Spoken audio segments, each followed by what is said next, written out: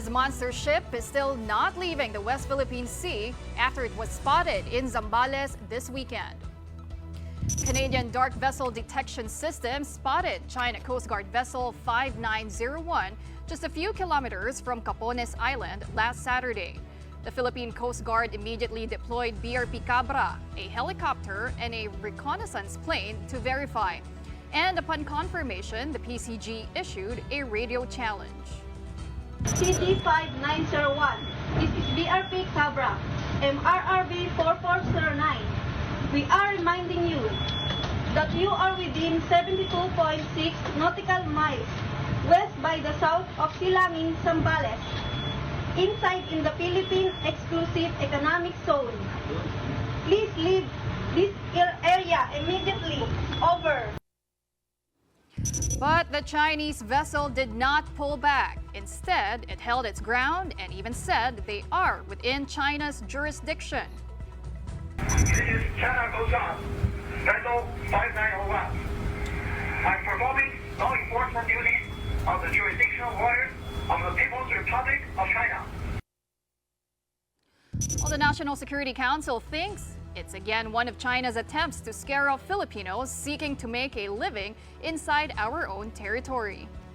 Mukhang parte ito ng intimidation, parte ito ng coercion, aggression, deception na ginagawa ng China. Pinapakita nila na may ganito silang barko at tinatakot yung ating mga mangingisda sa West Philippine Sea.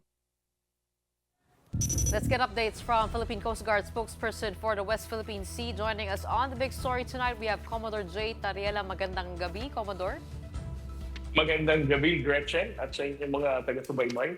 Happy New Year po, Commodore. Una-una, Happy no? New Year. There were a series of exchanges between CCG 5901 and BRP Cabra. And it seems that the content of those exchanges are quite different from the previous ones. Tama po ba ako sa aking assessment? At pangalawa, how long have we monitored the stay of CCG 5901 off the coast of Zambales? Well, regarding your first question, Gretchen, I think there's not much of a difference in mga responses ng China sa radio challenge natin. Since noong una pa, they have been saying na they have the full sovereignty over these waters in the West Philippine Sea. And on our part, the only thing that we added is the Philippine Maritime Zones Act, highlighting that they do not have jurisdiction over these waters. Okay. Commodore, hi. This is Sean. I would just like to ask, no, when it was observed around the waters of Zambales, actually very alarming kasi napakalapit niya no, sa land, 60 to 70 nautical miles, but very near Capones Island, which you can actually see very clearly from the shores if turista ka lang at nagtatampisaw dyan sa beach. Ano po yung ginagawa? Do you have any guesses what the ship was doing there apart from intimidation? Were tourists and fishermen and locals around the area also affected?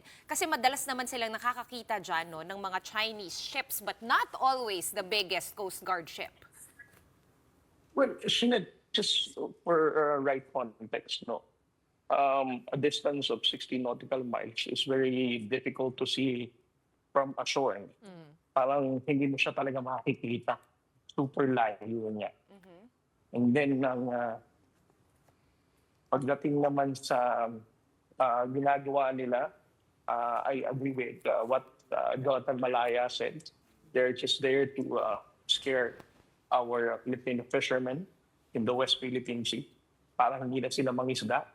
It is worth noting that for the past 2 years, no, since President Bongbong Marcos stood firm on his take about the West Philippine Sea, mas tumaas na ang bilang ng mga mangingisda na mapalaot dito. Tumaas rin ba yung bilang ng mga apektadong fishermen? Bilang tumaas nga yung number of fishermen who have the courage now to go out to sea. Have you been getting complaints? Kasi normally they would, I assume, run first to the Coast Guard since your presence is the one most available in those areas. Again, as what I said, no, mas tumaas ang bilang ng mga isdang Pilipino since we started patrolling the West Philippine Sea. Mas tumaas ang confidence nila mga isda rito. And that is the objective of the Chinese government, why they are deploying their China Coast Guard monster ship, no?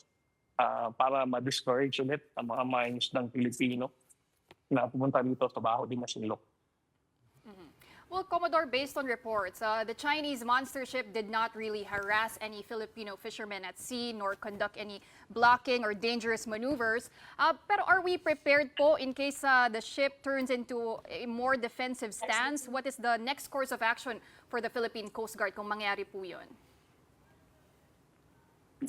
First of all, the Philippine government is prepared, no? Pagdating sa ganito. Because with regard to our strategy, we intend to de-escalate the tension na hindi ito mas tataas ang tension. No? This is the reason why we are deploying only Coast Guard vessels in the West Philippine Sea, and we are not triggered to respond to whatever harassment that they're doing. No? There's also follow-up reports that our response, Commodore Tarriela, was to send air and sea assets from both the AFP or the Air Force as well as the PCG to monitor the area. Has that been peaceful so far? How did the conduct of that go?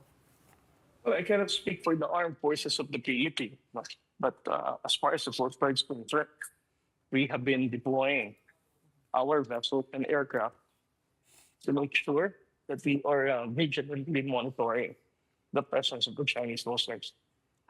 Commodore Tarriela, tinitingnan ko po itong mapa, no? Yung 65 to 70 nautical miles, I remember that is where usually the fishermen head to. Ganun kalayo sila nangingisda, doon sila nag-drop ng kanilang mga payaw. Tama po ba na marami tayong mangingisda kung nasaan yung pinuntahan ng monster ship? But I don't think there's the same location, no, where they drop their payaw and the place where we also ask the Filipino fishermen to go, no. Different locations naman yan. And it's not most likely doon sa area pintuhan ng China Coast Guard monster ship. And sabi nga kanina sa PTV4 ni DG Malaya ng National Security Council, we have all our assets pointed at this monster ship. The moment it carries out any provocative action, it will be met with appropriate response. Kasama po ba kayo? I understand you can't speak for the AFP, but in terms of the PCG, kasama po ba kayo dun sa mga assets that are facing or pointed towards this direction? Well, again, as what the Commodore has directed, we are utilizing all the Coast Guard assets to make sure that the monster ships will not harass or carry out any actions that are jeopardizing the safety of our Filipino fishermen. We are committed in deploying all our Coast Guard vessels and aircraft.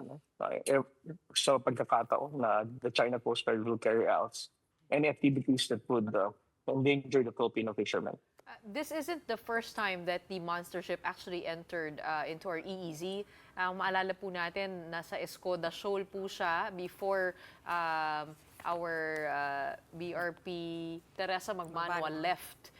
What do you think is the message of China here? Why are they in those waters sa may Zambales? Honestly, this is not the first time that the Chinese Coast Guard deployed its monster ship. I think this is already the third time. The first one was in Mindoro, then in Palawan, now in Zambales. They're going to ask me what's the main objective of the Chinese government, why they are deploying their Coast Guard monster ship now in Zambales. You can only think of two reasons. No? First, they want to legitimize and normalize the deployment of Coast Guard vessels, their China Coast Guard vessels in Bajo de Masinloc and its vicinity. Second, they want to break the confidence of the Filipino fishermen. As what I said kanina, mas tumaas ang bilang ng mga mais ng Pilipino na nangingisda when since the Coast Guard and the Bureau of Fisheries and Aquatic Resources was directed by the President to ensure the safety of our Filipino fishermen.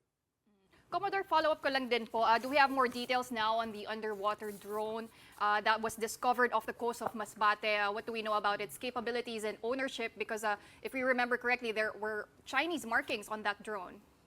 Or The underwater, Armed yes. Force, yes, the Armed Forces of the Philippines has in custody of the underwater drone that was recovered in Masbate. I think they have the competence and capability to know the data that is gathered from that underwater drone in Masbate. All right.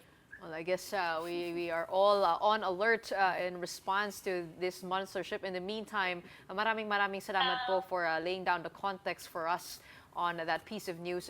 Joining us on the big story tonight, we have Commodore Tarriela of the Philippine Coast Guard.